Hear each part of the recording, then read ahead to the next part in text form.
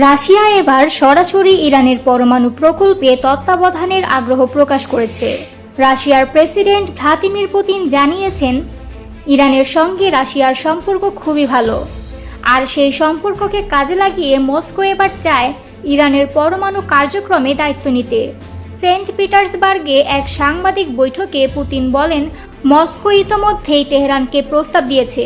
তারা চাইলেই ইরানের ইউরেনিয়াম মজুদ এবং এর শান্তিপূর্ণ ব্যবহারের বিষয়টি রাশিয়া তত্ত্বাবধান করতে প্রস্তুত। পুতিন আরও জানান, ইরানের বন্দর শহর বুশেহারে যে দুটি পারমাণবিক চুল্লি নির্মিত হচ্ছে সেগুলোর নির্মাণ কাজেও রাশিয়ার বিজ্ঞানীরা সরাসরি জড়িত।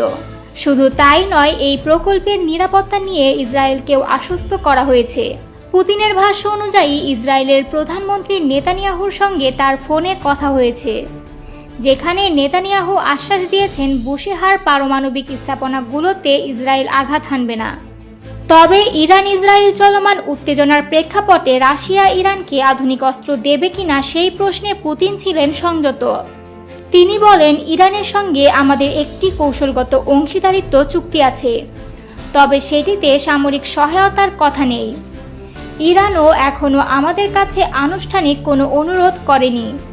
পুতিনের মতে, পরমাণু শক্তির শান্তিপূর্ণ ব্যবহার নিশ্চিত করা এবং একই সঙ্গে ইসরায়েলের নিরাপত্তা উদ্বেগ দূর করা, এই দুটি বিষয়ে একই সময়ে সমাধান সম্ভব। এ লক্ষ্যে রাশিয়া ইতোমধ্যে যুক্তরাষ্ট্র, ইরান ও ইসরায়েলকে তাদের প্রস্তাবনাও পাঠিয়েছে।